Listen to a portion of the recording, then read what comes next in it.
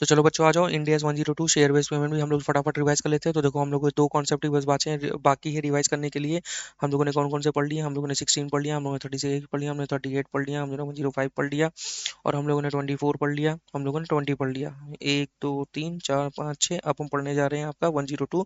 इसके बाद पढ़ेंगे 108। फटाफट रिवाइज करना है, हमारी गाड़ी अभी तक यहीं तक पहुंची है। अब बस हमारी 108 इसके बाद बचेगी। देखो शेयर बेस्ड पेमेंट क्या होता है? शेयर बेस्ड पेमेंट होता है बच्चों, कंपनी ने सर्विसेज लिया या गुड्स खरीदा, उसके बदले में कंपनी क्या कर रही है? शेयर दे दे रही है। शेयर दे दे रही है या शेयर के बदले में जो भी वैल्यू है वो दे देगी। तो याद रखो, कब जब भी गुड्स एंड सर्विसेज के बदले में कोई शेयर दे रही है, कंपनी ऐसे ही शेयर दे रही है, तो यहाँ पे कवर नहीं होगा। कुछ गुड्स एंड सर्विसेज होना ही चाहिए, ठीक है? तो देखो, ठीक है, गुड्स एंड सर्विसेज के बदले कंपनी अपने इक्विटी शेयर दे सकती है, ठीक है? कंपनी ने गुड्स एंड सर्विसेज लिया, हाँ, और वो कैसे ले सकती है? किसी भी बाहरी पार्टी से भी ले सकती है और एम्प्लॉय से भी ले सकती है, ठीक है सर? Okay okay okay. तो मैंने इसका कुछ नोट बताया था कि भाई कभी भी काउंटर पार्टी एक शेयर होल्डर की कैपेसिटी में काम नहीं करना चाहिए। मतलब अगर देखो शेयर होल्डर की कैपेसिटी में कर रहा है, वो तो मालिक हो गया ना, वो कोई सर्विसेज सर्विसेज नहीं देगा, वो तो कंपनी को अपना इन्वेस्टमेंट दे रहा है, कंपनी को अपना अपना अपना टाइम दे रहा है भाई, कंपनी के लिए वो कर रहा है, तो शेयर होल्डर की कैपेसिटी में नहीं होना चाहिए। इंडियाज कॉम्प्लायंस कंपनी 102 लगाएगी, non India's company guidance note लगाएगी। सेबी कंपनी एक्ट में क्या है? वो केवल लीगल और फॉर्मेलिटीज वाली चीजें है। कॉम्प्लायंस लीगल पार्ट है, अकाउंटिंग नहीं है। अकाउंटिंग के लिए आपको 102 में ही आना पड़ेगा, ठीक है? ये भी मैंने आपको बताया कि अगर शेयर बेस्ड पेमेंट, आप ऐसा हो सकता है कि सब्सिडरी सर्विसेज ले रही है और शेयर होल्डिंग दे रहा है, तो ये भी यहाँ पे कवर होगा, ठीक है सर? और there should be agreement, clear agreement होना चाहिए, क्योंकि यहाँ पे हमारा ग्रांट डेट की फेयर वैल्यू को बहुत महत्वपूर्ण दिया जाता है। तो जिस दिन आपका अग्रीमेंट होगा वही दिन की आपकी ग्रांट डेट मानी जाएगी। तो इसीलिए जो आपका एग्रीमेंट है वो क्लियर एंड कम्युनिकेटेड होना चाहिए, ठीक है? वैलिड होना चाहिए, ठीक है?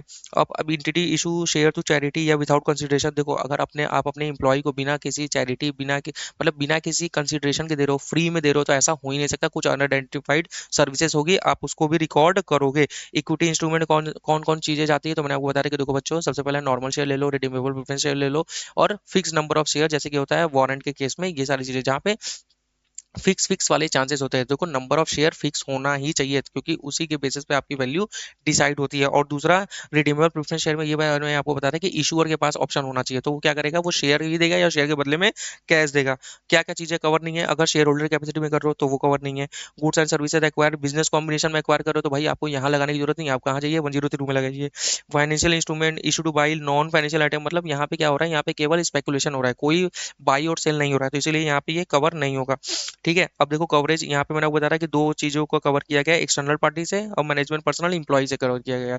तो अगर मान लो पहले एक्सटर्नल पार्टी से अगर आप खरीदते हो, तो चाहे गुड्स खरीदो चाहे सर्विस खरीदो, सबसे पहले आप क्या लोगे? सबसे पहले गुड्स एंड सर्विसेज की फेयर वैल्यू लोगे, आप उस पर रिकॉर्ड करोगे। अगर गुड्स एंड सर्विसेज की फेयर वैल्यू नहीं दी हुई है, तो आप किसकी फेयर वैल्यू पकड़ोगे? शेयर की फेयर वैल्यू पकड़ोगे। आप उसी फेयर वैल्यू पे ही अपनी गुड्स की वैल्यू को भी रिकॉर्ड कर लोगे। तो मैंने आपको देखो यही बताया था, ठीक है?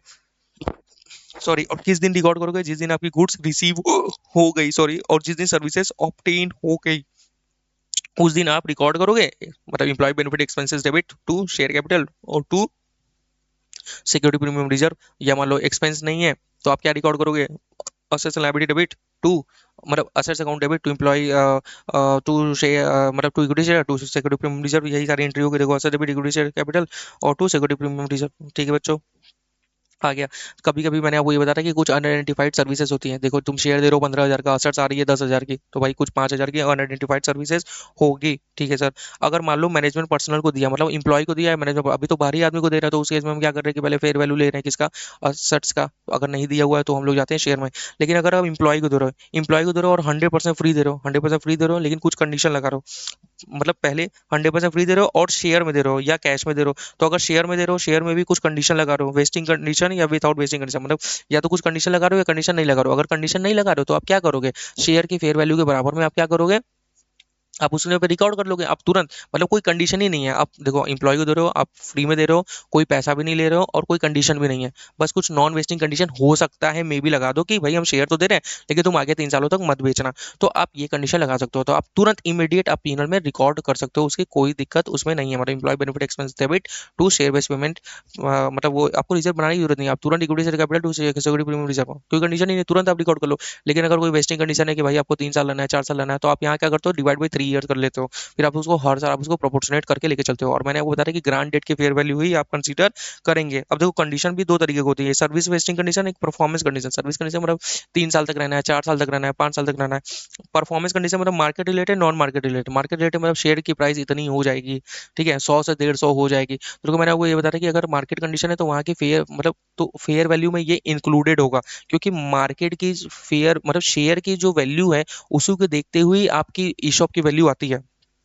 अरे यार ईशॉप की वैल्यू कैसे आती है, अगर जैसे मान लो मार्केट प्राइस है शेयर की 100 रुपए और एक्सरसाइज प्राइस आपने रख दिया 10 रुपए, तो 90 रुपए ही आपकी ईशॉप की वैल्यू आई ना। तो ये मार्केट प्राइस पे ही डिपेंड होता है। तो ये जो आती है fair value of the option, ये उसमें शेयर की प्राइस से ही आती है। तो इसीलिए इसमें आपको दोबारा फेयर वैल्यू रीस्टेट करने की जरूरत नहीं है। लेकिन नॉन मार्केट रिलेटेड में कोई कंडीशन अगर है तो इसमें आपकी फेयर वैल्यू इफेक्ट हो सकती है, क्योंकि यहाँ पे रेवेन्यू मतलब यहाँ पे शेयर प्राइसेस से नहीं होता, इंटरनल बहुत सारी चीज होती हैं, जैसे कि सेल्स बढ़ गई, प्रॉफिट बढ़ गई, लॉसेस हो गए या एक्सपेंसेस कम हो गए, तो ये सारी चीजें होती हैं। ठीक है, तो आ जाओ सबसे पहला कंडीशन कि विदाउट कोई कंडीशन ही नहीं है तो आप पूरा पैसा अभी ही पीनल में रिकॉर्ड कर लोगे।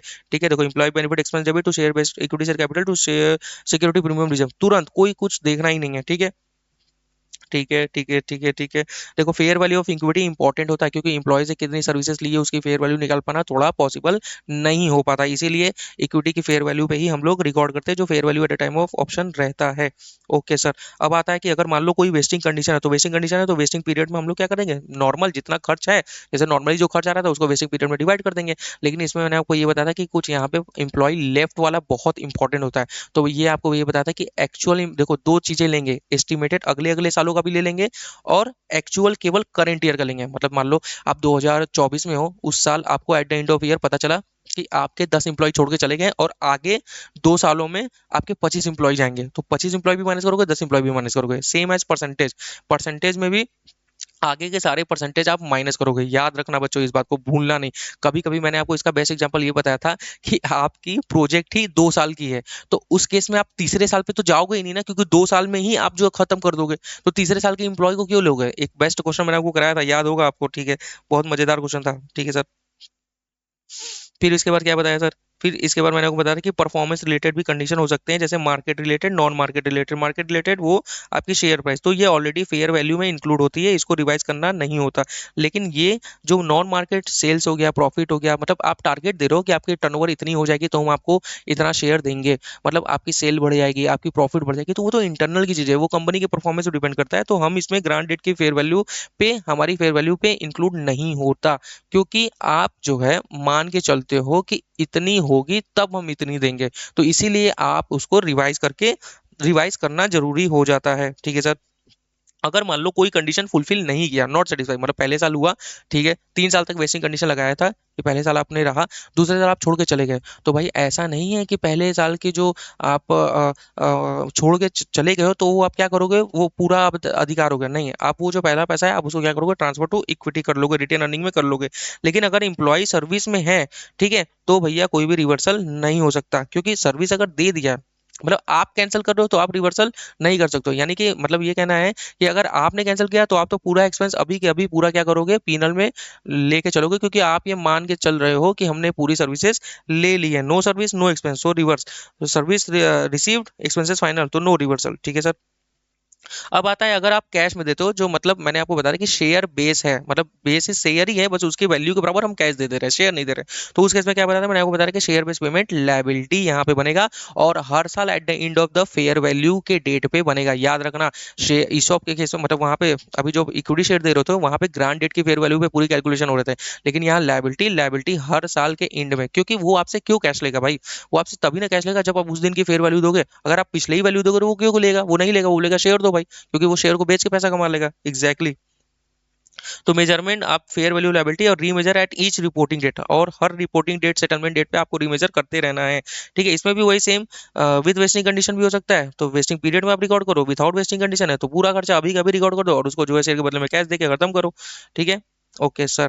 फिर उसके बाद हमने क्या पढ़ा था, हमने पढ़ा था कि कभी कभी क्या होता है, हम उसे कुछ कंसिडरेशन ले लेते हैं। जैसे 100 का शेयर है, हम उसे बोले कि भाई तुम 10 रुपए बस दे देना, हम तुम्हें 90 रुपए का फ्री में दे देंगे। अरे यार, जो एक्सरसाइज प्राइस लिया है, बचा हुआ जितना प्राइस है वो सेम अकाउंटिंग जैसे हम लोग कर रहे हैं वैसे ही करेंगे। All accounting are same. Combine approach बहुत ही बढ़िया क्वेश्चन था। मैंने आपको इसमें बताया था कि कभी कभी ये दोनों ऑप्शन दिया जाता है कि कैश भी ले सकते हो उसके बराबर के, इक्विटी भी ले रहे हो, ये दोनों। तो इसमें मैंने आपको ये बताया था कि आपको इक्विटी पोर्शन निकालना होगा। देखो, शेयर बेस में लायबिलिटी का तो चल ही रहा होगा, बस तुम्हें इक्विटी पोर्शन निकालना है। जैसे मान लो तुमको बोला गया कि तुम 10,000 का शेयर ले लो या 12,000 रुपया कैश ले लो। हाँ, तो डिफरेंस कितना हुआ, मतलब मैक्सिमम तुम कितना रिकॉर्ड करोगे, 10,000 या 12,000 या 22,000? तो 22,000 तो रिकॉर्ड करोगे नहीं, दोनों में से कोई एक ही दोगे ना, या 10,000 या 12,000। तो तुम मैक्सिमम कितना रिकॉर्ड करके चलोगे, 12,000 तक रिकॉर्ड करके चलोगे। तो 10,000 तुम क्या करोगे, कैश का रिकॉर्ड करोगे, और 2,000 इक्विटी का रिकॉर्ड करोगे। बस वही यहाँ पे देखना था। और देखो, फेयर वैल्यू ऑफ एसएआर ज्यादा ही होना चाहिए। Sorry, fair value of SAR, ये क्या हो गया यार? हम्म। देखो, इफ, हाँ सही है, मतलब ईशॉप की वैल्यू ज्यादा ही होना चाहिए, मतलब ईशॉप की वैल्यू, शेयर की वैल्यू आपकी 15,000 है और fair value of the liability कितना है, 10,000 है। तभी जाके ये बैठेगा। नहीं तो अगर मान लो एसएआर की वैल्यू ज्यादा है तो वो तो जाएगा ही नहीं ना कंसिडरेशन में, वो तो कहेगा ठीक है भाई मुझे पैसे दे दो। Okay sir. ओके सर, सब कुछ सेम रहेगा, बस इक्विटी कंपोनेंट को हम जो नॉर्मली चलता है वैसे चलाते रहेंगे।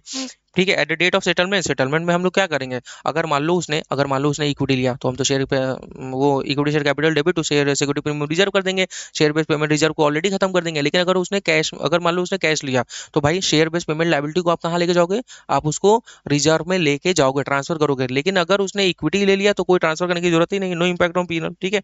If settle equity liability transfer to equity, जो लायबिलिटी पोर्शन है वो आप इक्विटी में ट्रांसफर करोगे, क्योंकि इक्विटी ले लिया ना, तो जो आपने शेयर बेस में लायबिलिटी बनाया है वो तो ट्रांसफर करोगे। लेकिन अगर लायबिलिटी ले लेता, शेयर नहीं लेता, तो इक्विटी में तो वो ऑलरेडी इक्विटी में, तो उसको ट्रांसफर करने की जरूरत नहीं है। No transfer equity to equity as is already in equity. Sir, अगर कोई मॉडिफिकेशन हो जाता है, देखो मॉडिफिकेशन कैसे होता है, ऐसा भी तो हो सकता है कंपनी की शेयर प्राइस गिर जाए, या आप मान लो आप उसे बोल लो कि यार तुम 10 रुपए दे रहे थे, तुम चलो 5 रुपए दे देना, तो आपकी एडिशनल लायबिलिटी हो गई। तो एडिशनल लायबिलिटी को आपको रिमेनिंग वेस्टिंग पीरियड में आपको चार्ज कर देना होता है। ओरिजिनल तो चलती ही रहेगी, बस आप एडिशनल लायबिलिटी जिस दिन आपको लग रहा है, जिस दिन आप चेंज करो, याद रखना ये बहुत इंपॉर्टेंट है, डेट का देखना। जिस दिन आप लायबिलिटी, उस दिन लग रहा है कि भाई 10 रुपए है और 15 रुपए हो गई, मतलब 25 रुपए हो गई पूरी, तो 15 रुपए का रिमेनिंग वेस्टिंग पीरियड में आप उसको रिकॉर्ड कर लेना। ठीक है। कैंसिलेशन ऑफ प्लान, ये भी बहुत अच्छा पॉइंट था कि कैंसिलेशन, कभी कभी कंपनी क्या कर देती है, कैंसिल कर देती है। इंप्लॉय रेडी है लेकिन कंपनी कैंसिल कर रही है, तो इस केस में आप क्या करोगे, ये मान के चलोगे कि इंप्लॉय ने पूरी सर्विसेज दे दिया, पूरा खर्चा तुरंत ही रिकॉर्ड कर लोगे। यहाँ पे रिवर्स रिवर्स नहीं करना है, यहाँ पूरा खर्चा तुरंत ही रिवर्स रिकॉर्ड कर लोगे। ठीक है। कोई अनरिकॉग्नाइज एक्सपेंस है, तुरंत आप पीनल में डालोगे। Employ was ready to serve, employ ready था लेकिन आपने नहीं मांगा उससे सर्विसेज। ठीक है। तो अगर कोई कंपनसेशन दिया जा रहा है, और याद रखना कंपनसेशन जो भी दोगे वो उस दिन की फेयर वैल्यू के बराबर दोगे, ये नहीं कि पुरानी फेयर वैल्यू के बराबर दे देना। कोई कंपनसेशन दे रहा है तो आप उस दिन की फेयर वैल्यू के बराबर आप उसको दे दोगे, और उतना ही पैसा आप रिजर्व से लेके जाओगे। बाकी अगर कोई पैसा बचेगा तो आप पीनल से लेके जाओगे। देखो, भले ही रिजर्व में पैसा बचा रहे, आपने फेयर वैल्यू उस डेट के हिसाब से बनाया था, आपकी उसमें वैल्यू आ रही है 20 लाख रुपए, लेकिन जिस दिन आप पे कर रहे हो उस दिन उस दिन के शेयर के फेयर की वैल्यू के बराबर उसकी आ रही है 15 लाख। तो भले ही रिजर्व में पैसा 5 लाख रुपए बचा है, तो आप 15 लाख ही मैक्सिमम आप उससे दे पाओगे। ठीक है सर। इफ इम्प्लॉय कैंसल, अगर इम्प्लॉय कैंसिल कर रही है प्लान को, तो भैया यहाँ पे हम लोग पूरा रिवर्सल भी करेंगे बच्चों। ठीक है। सेल बी रिवर्स, और share based payment reserve debit to employ benefit expense, मतलब ऐसा हो सकता है कि वो भी कर ले हमारा, तो हम रिवर्स करेंगे। रिवर्सल की एंट्री वही नॉर्मली जो होती है उसकी उल्टी एंट्री हो जाएगी। रिप्लेसमेंट ऑफ प्लान, सर कभी कभी ऐसा भी होता है कि हमारा कोई प्लान चल रहा है उसके बदले में नया प्लान हो जाए, तो हम नया प्लान दे देंगे। रिमेनिंग वेस्टिंग पीरियड में वो नया उसका चालू हो जाएगा। ओल्ड वेस्टिंग पीरियड को हम लोग जैसे कैंसिल करते हैं वैसे कैंसिल कर देंगे। Calculate net fair value of option, net fair value of old option कैसे निकलेगा, fair value of cancellation minus any payment, मतलब वही कोई कंपनसेशन अगर आपको दिया जा रहा है उसको हम लोग रिमेनिंग वेस्टिंग पीरियड में चार्ज कर देंगे। Sir, group share based plan क्या होता है, देखो मैंने आपको ये बताया था कि होल्डिंग, अगर सब्सिडरी मान लो क्या कर रही है, सर्विसेज ले रही है और शेयर होल्डिंग दे रहा है, तो होल्डिंग एक तरीके से क्या कर रहा है, होल्डिंग तो अपना शेयर दे रहा है, मतलब इन्वेस्टमेंट कर रहा है सब्सिडरी में, तो investment in subsidiary debit to equity share capital, तो ये करेगा। लेकिन सब्सिडरी क्या है, सब्सिडरी तो खर्च है उसके लिए, तो employ benefit expense debit to to to capital contributed from holding माना जाएगा। Okay sir. Sir, other concept, sir granted क्या होता है, ग्रांटेड बच्चों जिस दिन आपको असेट्स मतलब या रिसीव हो गया, जिस दिन आपको सर्विसेज रिसीव हो गया या ऑब्टेन हो गया, वो डेट आपकी ग्रांट डेट मानी जाएगी। मतलब clear communication of the agreement होना चाहिए। जिस दिन आपकी पार्टी दोनों पार्टी टर्म एंड कंडीशन पे रेडी हो रही है वो आपका डेट माना जाएगा। क्लियर कम्युनिकेशन होना चाहिए। अगर शेयर होल्डर का अप्रूवल रिक्वायर है तो शेयर होल्डर का अप्रूवल भी ले लो, तो ही ग्रांट डेट मानी जाएगी, क्योंकि ग्रांट डेट की फेयर वैल्यू के बेसिस पे ही तो हम लोग कंसीडर करते हैं। और फेयर वैल्यू कैलकुलेशन मॉडल मैंने आपको बताया कि एक ब्लैक स्कोल मॉडल होता है, एक बायनॉमिनल मॉडल होता है। ब्लैक स्कोल मॉडल कहा गया हमारा, आपका ये सिंपल फॉर्मूला बेस्ड होता है, ये सिंपल केसेस के लिए होता है। लेकिन ये जो बायनॉमिनल फॉर्मूला होता है ये कॉम्प्लेक्स केसेस में होता है। ये नॉर्मल, ये मैंने आपको बताया ना, ट्री के शेप में होता है।